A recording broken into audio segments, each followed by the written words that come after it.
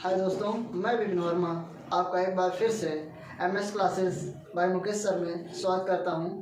जैसा कि आप लोग जानते हैं, इसके पहले आपको इतिहास के कुछ बहुविकल्पी क्वेश्चन दिए गए थे। अब इतिहास के बाद आपका नंबर आता है ज्योग्राफी पे, भूगोल पे, जो आपके सामने क्वेश्चन लिखे गए हैं। इन क्वेश्चनों को आप लोग बेहद अच्छे तरीके से देखिएगा और यह जो कंटेंट है यह बहुत ही महत्वपूर्ण कंटेंट है। 20 क्वेश्चनों का यह सीरीज होगा जो आपके एग्ज़ाम के दृष्टिकोण से बहुत ही आपके लिए लाभकारी होगा। जी दोस्तों, तो आप लोगों को यह कंटेंट बहुत ही अच्छा लगेगा और आपके एग्ज़ाम में भी इसके कुछ क्वेश्चन जरूर मिलेंगे। 20 क्वेश्चन की सीरीज रहेगी। आपको 20 में कम से कम आपको 10 से 12 क्वेश्चन हो सकता है मिलने की संभावना भी हो। जैसे इतिहास का दिया गया, ज्योग्राफी का दिया जाएगा मीन्स, ठीक है। तो इसके आगे जो भी सब्जेक्ट हैं उनको भी आपको दिया जाएगा धीरे धीरे करके। तो आज देखते हैं हम ज्योग्राफी के कुछ महत्वपूर्ण क्वेश्चनों को। जी दोस्तों, पहला है आपका भूमि एक संसाधन है। भूमि एक संसाधन है। भूमि, इस क्वेश्चन में बताना भूमि कैसा संसाधन है। आपके सामने ऑप्शन दिए गए हैं। पहला है आपका प्राकृतिक संसाधन, दूसरा है आपका मानव निर्मित संसाधन, तीसरा है आपका सौर ऊर्जा संसाधन, चौथा है आपका नॉन ऑफ दीज, इनमें से कोई नहीं। मतलब नॉन ऑफ दीज का मतलब होता है इनमें से कोई नहीं। जी दोस्तों, तो इनमें से कौन सा हो सकता है? प्राकृतिक संसाधन हो सकते हैं, मानव निर्मित संसाधन हो सकते हैं, सौर ऊर्जा संसाधन हो सकते हैं, या नॉन ऑफ दीज, या इनमें से कोई नहीं दोस्तों। जी दोस्तों, इनमें से जो आपका संसाधन होगा वह प्राकृतिक संसाधन होगा। जो भूमि है वह हमें प्रकृति के द्वारा प्रदान की गई है, मीन्स प्रकृति के द्वारा हमें यह जो है मिली हुई है। ऐसा तो है नहीं कि किसी मानव के द्वारा इस भूमि का निर्माण किया गया हो या निर्मित किया गया हो। तो आपका भूमि कैसा संसाधन है दोस्तों? भूमि एक प्राकृतिक संसाधन है। जी, इसके बाद आपका क्वेश्चन नंबर सेकंड है इनमें से कौन सा अजैव संसाधन है। इनमें से जो दिए गए विकल्प हैं, इनमें से कौन सा अजैव संसाधन है। तो इनमें से कौन सा हो सकता है? आप लोग एक बार मनन कीजिएगा, चिंतन कीजिएगा, सोचिएगा, विचार कीजिएगा। इन चारों ऑप्शन में कौन सा ऑप्शन हो सकता है जो आपका अजैव या अजैविक संसाधन कहलाते हैं दोस्तों। तो आप लोग देखिए, पहला है इसमें पशु, दूसरा है आपका बी पौधे, तीसरा आपका मछलियाँ, चौथा चट्टाने। इनमें से कौन सा हो सकता है दोस्तों? तो इनमें से कौन सा हो सकता है या कौन होगा, तो इस पर थोड़ा सा मंथन करेंगे तो आपको जरूर इसका आंसर मिल जाएगा। तो इसका जो आंसर होगा वह होगा चट्टाने। वह कौन से होंगी? वह होंगी चट्टाने दोस्तों। आंसर इसका क्या होगा? चट्टान। जी, इसके बाद है तीसरा क्वेश्चन, इस सीरीज का तीसरा और महत्वपूर्ण क्वेश्चन है जो हर बार एग्जाम में आपके पूछा जा सकता है। आप किसी भी सत्र का एग्जाम पेपर, जो एग्जामिनेशन पेपर होता है, उसको उठाकर देखेंगे तो मिट्टी से या मृदा से आपके क्वेश्चन जरूर आपके एग्जाम में मिलेंगे। बहुविकल्पी में बहुत क्वेश्चन अब मिलने की संभावना होती है। वो आती लघुत्तरी, दीर्घोत्तरी, सब में मिलने की संभावना होती है। तो पर्वतों पर मृदा अपर्दन का साधन है। पर्वतों पर मृदा अपर्दन क्या होता है? इस पर हम थोड़ा सा ज्यादा नहीं जा करके थोड़ा सा हम आपको समझाने का प्रयत्न करेंगे। अपर्दन का मतलब होता है मिट्टियों का बहाव, मिट्टियों का कटाव। जैसे बारिश के द्वारा मिट्टी का बहना, हिम के द्वारा पर्वतों की कुछ चट्टानें जो टूट फूट करके नीचे गिरना, यह क्या है? यह एक प्रकार का अपर्दन कहलाता है। अपर्दन का मतलब अपने स्थान को छोड़ करके दूसरे स्थान पर चले जाना। जी, इसको हम क्या कहते हैं? इंग्लिश में सॉइल इरोजन बोलते हैं। तो पर्वतों पर मृदा अपर्दन, जो मृदा अपर्दन है वह कौन सा साधन है, या कौन सा कह सकते हैं इसमें से? ऑप्शन में लेकर के पवन, पवन मतलब हवा, हिमनद जो बर्फ के सहारे जो नदियाँ निकलती हैं पर्वतों से, हिमालय से जो हमारी नदियाँ निकलती हैं उनसे, या जल जो आपका जल का बहाव होता है वह, या पशुचारण, पशुचारण मतलब पशु जो चरते हैं, चरने के बाद जो मृदा हटती है जी। तो इसमें पूछा पर्वतों से, तो इनमें से क्या पूछा भैया, पर्वतों से जी। तो पर्वतों पर क्या होता है, हिमालयों पर क्या होता है, हिमालयों पर बर्फ पड़ती है। तो हिमालयों पर बर्फ पड़ती है, इससे जो मृदा होती है, जो चट्टानें होती हैं वह क्या होती हैं, टूट फूट करके नीचे गिरती हैं जी। तो हिमनद, यहाँ से नदियाँ क्या होती हैं, नदियाँ ऐसे देखेंगे, नदियाँ पर्वतों को तोड़ फोड़ करके नदियाँ जो है निकलती रहती हैं। नदियाँ क्या है, पानी इसके जल जो होते हैं वह निकलते रहते हैं। तो इससे क्या होगा, बीच में आने वाले जो भी चट्टानें हैं उनका क्या होगा, स्खलन होगा, ठीक है, उनका अपरदन एक प्रकार से होगा।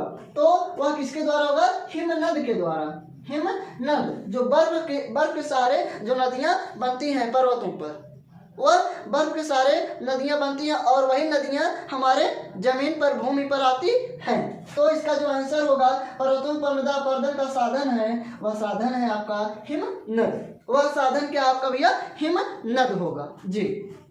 इसके बाद है चौथा सीरीज का चौथा क्वेश्चन, लाल पीली मृदा पाई जाती है। लाल पीली मृदा कितने प्रकार की होती है आपकी, काली मृदा होती है, लाल मृदा होती है, जलोढ़ मृदा होती है, लैटेराइट मृदा होती है। तो लाल पीली मृदा पाई जाती है, कहाँ पाई जाती है, दक्कन के पठार में पाई जाती है, या थार रेगिस्तान में पाई जाती है, ब्रह्मपुत्र नदी जो होती है उसमें पाई जाती है, या नौना दीज इसमें पाई जाती है। इनमें से किसमें पाया जाता होगा, जो आपकी लाल पीली मृदा है वह किसमें पाई जाती होगी जी। तो इसमें से दक्कन के पठार को हम ले लेते हैं, थार के रेगिस्तान, ब्रह्मपुत्र, नौना दीज जी। तो इनमें से आपका जो दक्कन का पठार है वह लाल पीली मृदा वहां पाई जाती है। दक्कन का जो पठार है, दक्षिण का जो पठार है वह जो है क्या होती है, वहां पर लाल पीली मृदा पाई जाती है जी।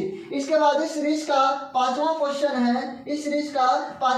है, कपास की खेती के लिए, किसकी, कपास आप लोग जानते होंगे, रुई, ठीक है, जिसको गांव की भाषा में या उसको लोग ज्यादातर लोग जानते हैं रुई नाम से, ठीक है, जिससे धागे बनाए जाते हैं, यार बनाए जाते हैं, यार मतलब धागा होता है, ठीक है। तो कपास की खेती के लिए कौन सी मृदा उपयुक्त है, कौन सी मृदा, किसकी खेती के लिए, कपास की खेती के लिए कौन सी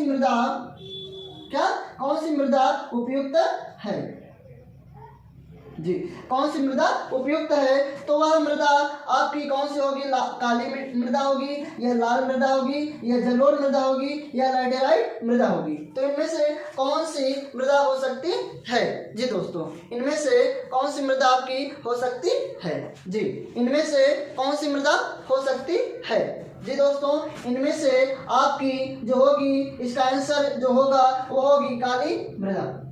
काली मृदा में सबसे ज्यादा कपास की खेती होती है, या कपास होता है, कपास की फसल जो होती है वह काली मृदा में ज्यादा होती है। और यहाँ पर आपको मृदा कितने प्रकार की होती है इसके बारे में भी पता चल गया, कितनी, काली मृदा नंबर 1, 2 आपकी लाल मृदा, तीसरी मृदा आपकी जलोढ़ मृदा, चौथी आपकी लैटेराइट मृदा होती है।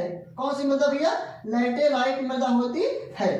तो काली मृदा आपकी कपास की खेती के लिए बहुत ही महत्वपूर्ण होती है। इसके बाद आपका इस सीरीज का 6वां क्वेश्चन में कितने प्रतिशत स्तनधारियों के लुप्त होने का खतरा है, कितने प्रतिशत जो स्तनधारी हैं उनका जीवन जो खतरे में है या संकटग्रस्त है।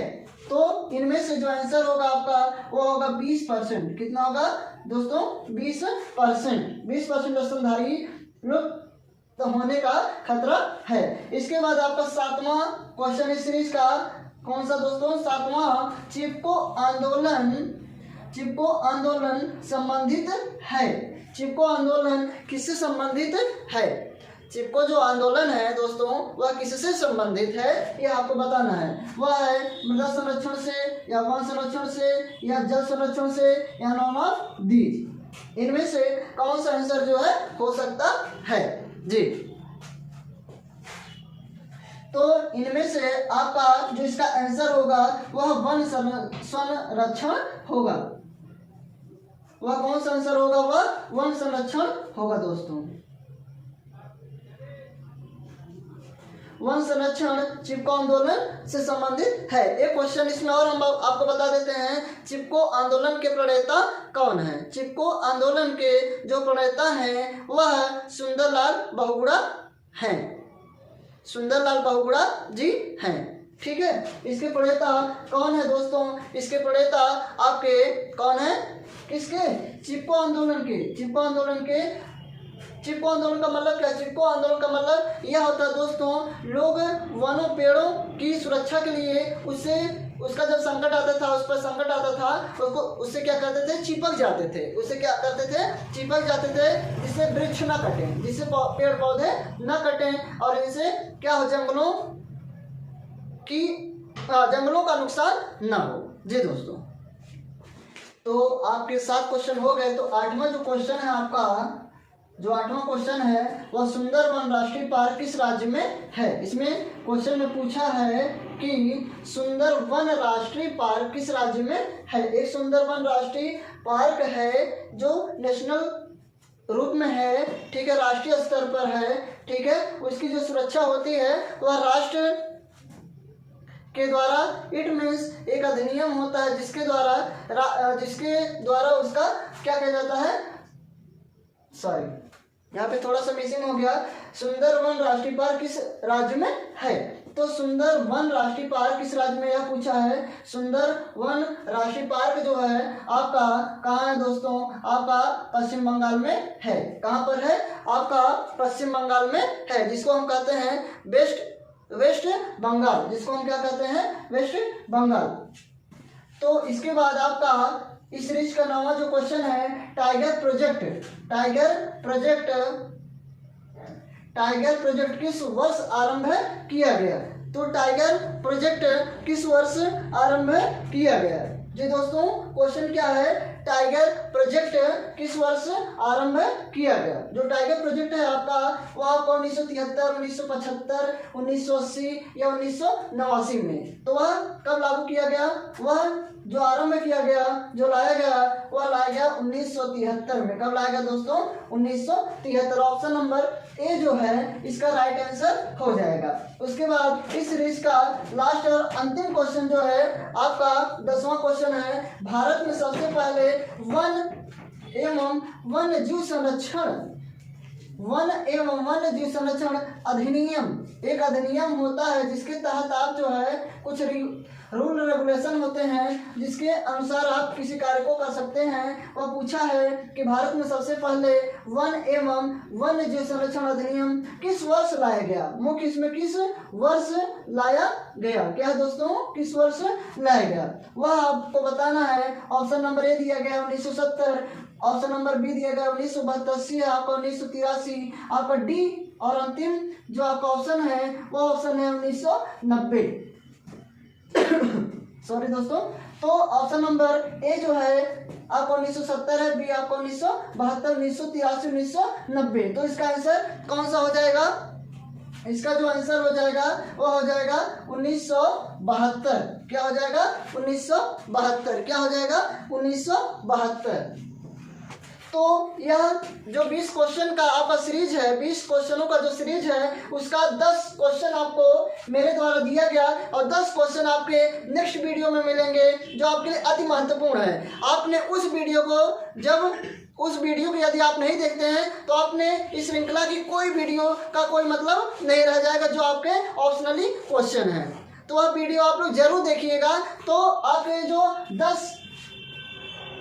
10 क्वेश्चनों की सीरीज है, ठीक है, 10 क्वेश्चन की जो सीरीज है इसको भी देखिए और जो नेक्स्ट वीडियो होगा उसको तो आप भूल कर भी मत भूलिएगा कि मतलब उसको ना देखें। अगर उसको नहीं देखेंगे तो हो सकता है उसी में से आपके क्वेश्चन आ जाएं। इसमें से तो क्वेश्चन आएंगे ही, लेकिन उसमें से भी हो सकते हैं कि आपके क्वेश्चन आ सकते हैं। इसलिए हमारा आप लोगों से आग्रह है उस वीडियो को जरूर देखिएगा। छोटे छोटे वीडियो रहेंगे, आपका टाइम भी कम लगेगा और कम टाइम में आप ज़्यादा से ज़्यादा नंबर गेन कर सकते हो। ज़्यादा से ज़्यादा क्वेश्चनों का जो कलेक्शन है, जो इंपॉर्टेंट क्वेश्चन है, उसको आप एक बारी में देख सकते हैं। तो ये 10 क्वेश्चनों को जो सीरीज है यह कम समय में और ज़्यादा से ज़्यादा आपको देने का प्रयत्न करेगा। मीन्स नंबर, ठीक है। यहाँ जो मारा मारी हो रही है किस चीज़ की हो रही है? हो रही परसेंटेज की। यह किसकी हो रही है? परसेंटेज की। क्योंकि एक ही परसेंट आपके लिए बहुत महत्वपूर्ण है, आप ही के लिए नहीं सभी के लिए महत्वपूर्ण है। और ये जो भूगोल का मेरे द्वारा दिया जा रहा है, ये आपके कोई भी एग्जाम उठा लेंगे, केवल यूपी बोर्ड ही नहीं, केवल यूपी बोर्ड ही नहीं बल्कि कॉम्पिटिटिव एग्जाम में भी यह आपके क्वेश्चन आने की संभावना होती है। जिसमें से मैं क्वेश्चन बता दे रहा हूँ, सुंदरवन राशिपाल, या किसी भी एग्जाम में आपके कॉम्पिटिटिव एग्जाम पूछ सकता है। टाइगर प्रोजेक्ट अधिनियम, या किसी भी एग्जाम में पूछ सकता है। आपका भारत में सबसे पहले वन एवं वन्य जीव संरक्षण अधिनियम जो लाया गया है, या किसी भी कॉम्पिटिटिव एग्जाम को उठा करके आप देख लीजिएगा। या मैं बढ़ा चढ़ा करके किसी बात को नहीं कहता, बल्कि यह जानता हूँ, इस चीज को मैं फेस कर रहा हूँ, इस चीज का सामना मैं कर रहा हूँ, इसलिए मैं आपको बताने का प्रयत्न कर रहा हूँ।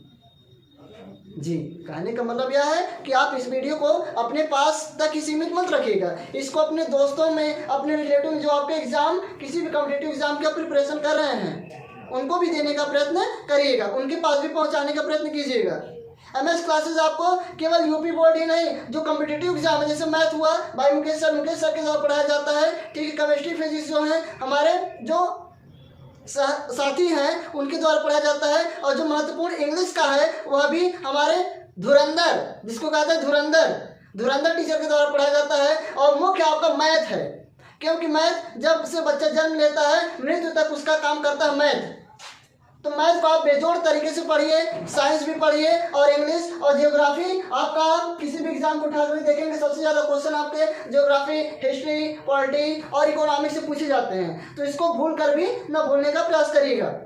जी दोस्तों, तो यहीं पर हम जो है इस 10 क्वेश्चन की जो सीरीज है आपको देने का प्रयत्न कर रहे हैं, महत्वपूर्ण क्वेश्चनों को सीरीज देने का प्रयत्न कर रहे हैं, जिससे आपको लाभ हो।